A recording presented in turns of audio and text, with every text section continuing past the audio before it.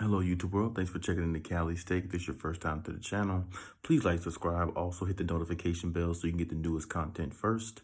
And you also want to check out my other videos so you can leave comments on those as well and let me know what you think about those videos so you can engage in the Cali Take community.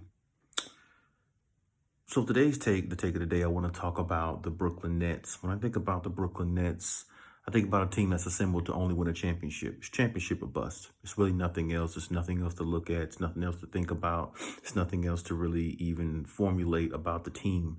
Their success is only based upon championship. They have all the pieces they need, and they're definitely built for that. Now, I understand a lot of people, or especially analysts, are going crazy because they lost to the Lakers the other day, this past weekend, and a lot of people are trying to find weaknesses in the team. They really don't have any weaknesses that I see. A lot of people say they're having size issues. They don't really have size issues because they have DeAndre Jordan and they have LaMarcus Aldridge. So rotating them players is just something that they'll do if they're in a 7-game series where the other team has more size than they have. So that's their answer to that right there. Hopefully with DeAndre Jordan and the rest of the crew staying healthy.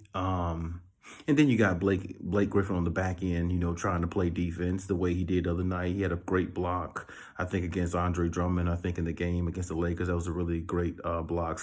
He hasn't done nothing like that since he's been Blake Griffin on the LA Clippers. So when you look at this team, they're already assembled to be a championship squad. They're already at their peak, I would say. And a lot of people are not realizing all three of them haven't really played together that many games. So when all three of them are there, they're built to win a championship. The only problem I would say that could be an issue with the Brooklyn Nets is chemistry. If the chemistry is the problem, then that can definitely hinder them from winning a championship. But I don't think the chemistry will be a problem for them going forward because, like I said, the biggest thing about the Nets, their big three like playing with each other. They like each other off the court. So when you have camaraderie off the court, it's a lot of times it's easier to gain that on the court, even though it does.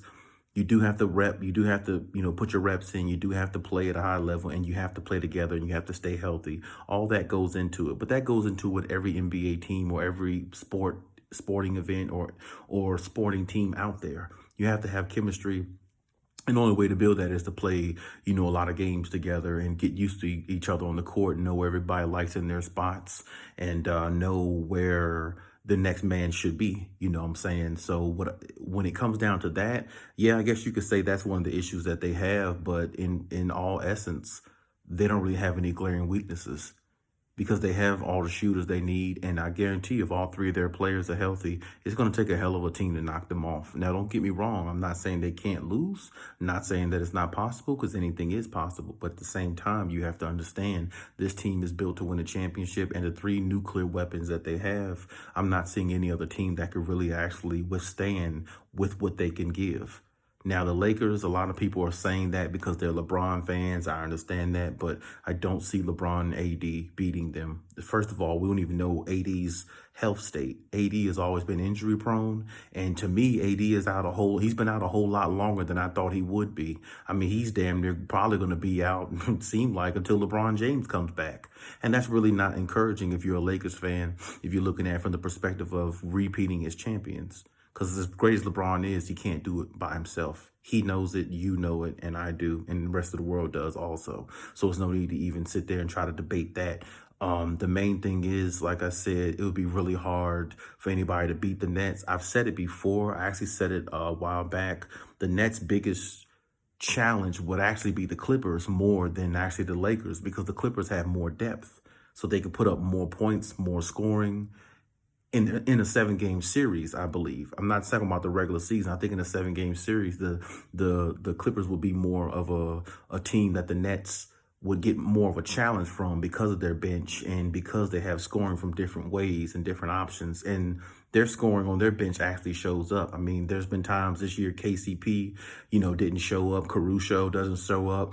Kyle Kuzma has his moments where he doesn't show up, even though I like Kyle Kuzma, I really do. But I mean, a lot of the bench players or the players for the Lakers don't even show up half the time. So it's like when you have players on the floor that's absent, that's sleepwalking, it doesn't matter. The Nets will beat them easily. So my point is this: I think the Nets are in great position. I think they're definitely they definitely should win the finals. I mean, anything could happen. Don't get me wrong. I don't want to sit there and say nothing's not possible, but it'd really be hard to beat this team. And going forward, I really would like to see how they play, all together. And they really need to get some games in all together. I do understand that, but understand the Nets are destined to win the championship. They should. And if they have a meltdown or really huge collapse, it'd probably be the worst of all time, but I don't expect that to happen with KD, Kyrie, and James Harden on the floor at the same time with all the other shooters that they have. I think it's really over for the NBA, at least this year anyway, as long as they're assembled, until somebody assembles a team close to what they have. And that's just my take on it. But hey, leave your take on it. Leave any comments in the comment section. Let me know what you think. And you already know. Next time.